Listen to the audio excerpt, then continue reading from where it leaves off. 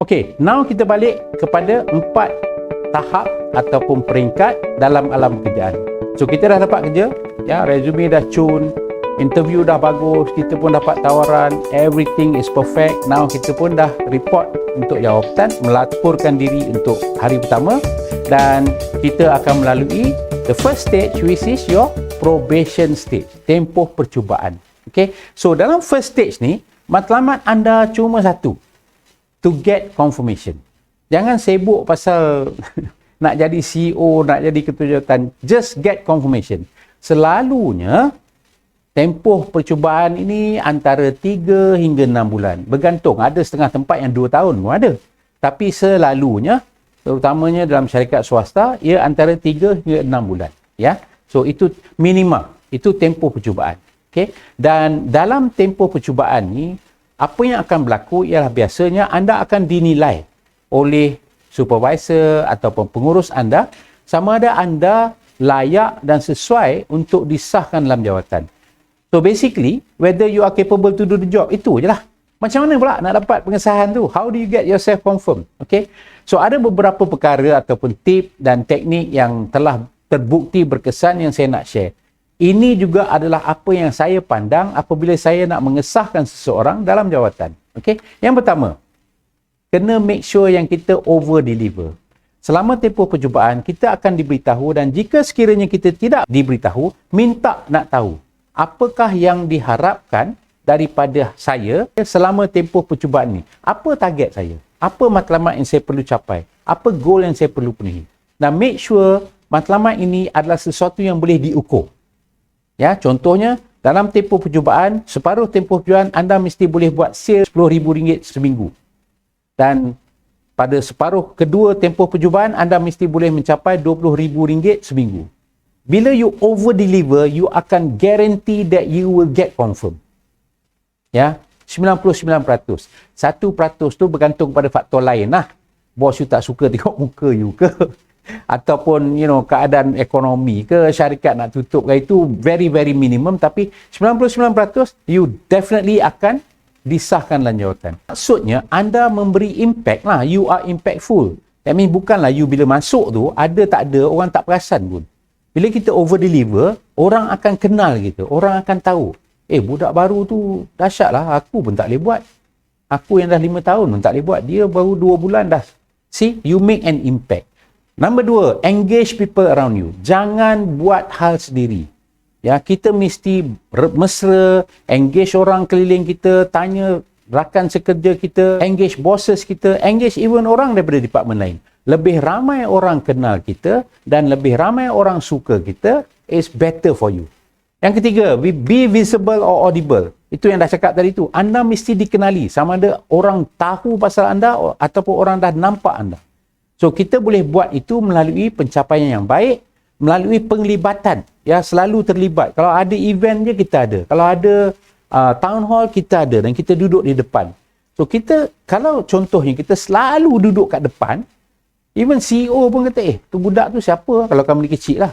Budak tu siapa? Selalu bila kita dulu tak nampak, sekarang ni bila every time ada town hall, dia mesti ada depan. Kalau ada meetingnya, dia mesti ada depan. And dia mendengar dengan penuh teliti. So, you are noticeable.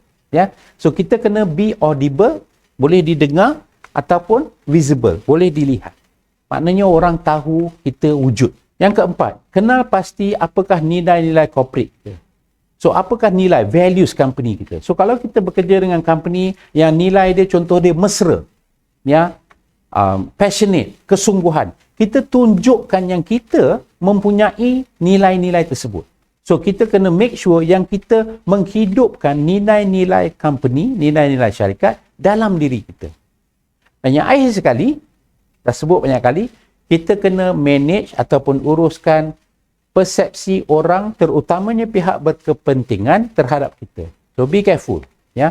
Janganlah pergi geng tak join orang lain, kita buat hal kita masing-masing, kita tak kisah orang. Lepas pukul 5, 5:30 dah tak kisah, bos suruh stay back buat something, tak boleh, tak mau. So, dia akan jadi persepsi tentang kita, bukanlah persepsi yang baik. Apabila persepsi orang, terutamanya orang yang berkepentingan, tidak baik, dan perjalanan kita menjadi sukar. So soalan dia ialah kalau kita boleh mudahkan perjalanan kita, buat apa kita nak susahkan? Kan? Okay. So, itulah 5 perkara yang saya amat syorkan anda lakukan dengan baik untuk mendapatkan pengesahan dalam jawatan. So, make sure you are capable to do what you have to do. Ya, and untuk itu anda mesti tahu apa peranan, tugas dan tanggungjawab anda serta matlamat yang anda hendak capai semasa tempoh percubaan. Ya, dan apabila kita dah tahu benda tu, kita over deliver. Confirm you akan dapat pengesahan. Dan selepas mendapat confirmation, masuklah second stage, sama ada kita nak maju ke hadapan, ya. Kita nak progress. Takkanlah masuk eksekutif nak stay as eksekutif sampai pencen, sampai umur bersara. Kita nak jadi senior eksekutif dan kita nak jadi manager, kita nak jadi senior manager, kita nak jadi general manager, kita nak jadi eksekutif, whatever. So kita mesti melihat kepada peningkatan ataupun progression. So lepas confirm, now kita nak progress. Ada 6 perkara dalam banyak-banyak yang anda perlu lakukan untuk memastikan yang kita progress well in the company. Nombor 1, tetapkan matlamat anda dalam company itu. Set your own goal. Apa yang anda nak capai? Jangan tunggu orang set goal untuk kita. Memang company akan bagi kita matlamat untuk dicapai, tapi kita sendiri mesti ada matlamat yang nak dicapai. Contohnya kita masuk sebagai eksekutif. Okey, apa target saya bila saya nak dapat senior eksekutif? Apa target saya 5 tahun akan datang? Apa target saya 7 tahun, 9 tahun? Tak semestinya dalam company yang kita sertai sahaja, boleh juga termasuklah company di luar. Maksudnya kalau sampai sini, saya patut berada dekat tahap ni, kalau saya tak dapat, dan saya akan cari tempat lain. So, kita kena set apakah matlamat kita sendiri. You set your own career goal. Yang kedua, take charge. Ambil tanggungjawab ke atas prestasi dan aspirasi career anda sendiri. Jangan tunggu orang lain. Ya, kalau kita nak perform, make sure kita perform well. Dan tanggungjawab untuk berprestasi baik, tanggungjawab untuk perform very well terletak pada bahu kita, bukan pada bahu orang. Jangan biasakan diri cari alasan dan salah orang apabila kita gagal mencapai sesuatu. You kena take charge. You kena own what you have to deliver. So, take charge over your performance dengan you punya aspirasi career. Nak jadi apa, ambil tanggungjawab. So, jangan tunggu orang. Kalau kita perlu dilatih dalam sesuatu bidang untuk mencapai apa yang kita nak, dan kita kena pursue dan make sure kita dapat latihan tu. Tak kisahlah tanya bos ke ataupun pergi luar ke. Janganlah tunggu. Sebab saya tak dapat latihan ni, saya pun tak dapat buat ni. Dan salah tu salah orang lah. Tapi still salah orang pun, the fact remain that you takkan ke mana lah. Pasal you tak ada kemahiran tu. Ya, so nombor 2 is take charge. Nombor 3, dah sebut tadi, perform to excel. Bila kita buat dengan kesungguhan untuk mencapai kecemerlangan.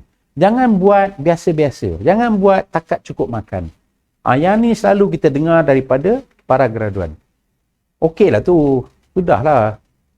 Cukup-cukup makan cukuplah. Apa nak bajet bagus, nak buat bagus sangat. No, those kind of thing. Yang tu tinggalkan. Masuk alam pekerjaan, always deliver to excel.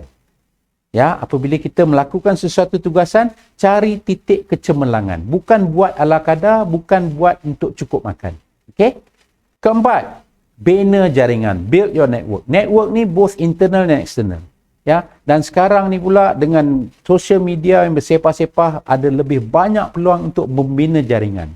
Contoh kalau kita masuk LinkedIn, situ banyak professionals ada, dan bila kita start contributing ataupun engage dengan orang lain, kita akan bina jaringan kita. Jaringan ni amat penting. Ya, jaringan ni amat penting untuk kita mencapai peluang di tempat lain terutamanya. Ya, jaringan internal dalam syarikat sendiri adalah penting untuk membantu kita progress dalam syarikat tu. Tapi jaringan di luar, external network juga sangat penting untuk kita mendapat peluang di luar. So contohnya, kalaulah kita nak keluar daripada syarikat kita dan kita ada jaringan yang juga termasuk headhunter ataupun perekrut yang berada di luar sana. Senanglah kita. Ada jalan, ada kabel. Ya, tapi bukanlah kabel dalam bentuk yang tak baik tu. Kabel dalam bentuk baiklah connection. Ya, dan connection ini ialah something yang kita kena bina.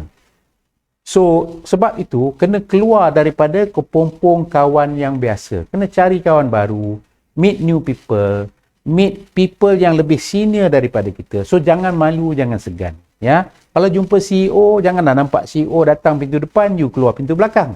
Jumpa CEO, pergi jumpa CEO. Say hi. Build your network. Biasakan untuk dikenali. Ya.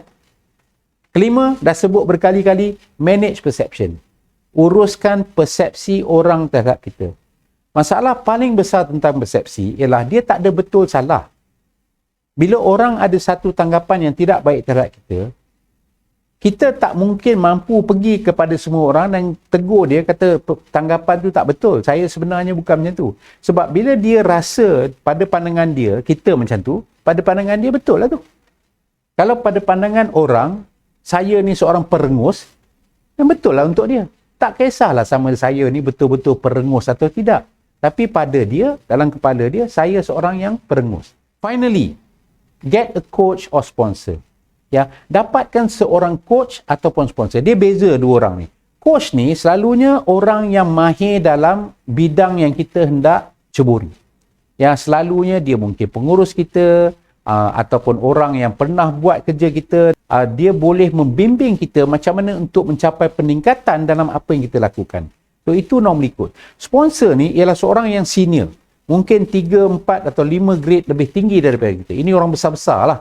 Ya, kalau kita ada orang besar-besar yang menaungi kita, yang kita boleh kata saya nak progress dan saya perlukan bimbingan, tunjuk ajar, boleh tak saya jadikan tuan sebagai saya punya mentor, saya punya penaung, saya punya sponsor.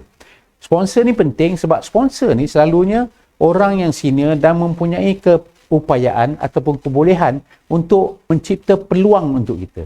Ya, pasal dia ada power, dia boleh cipta peluang. Kalau kita ada masalah, dia boleh tolong selesaikan. Itu sponsor.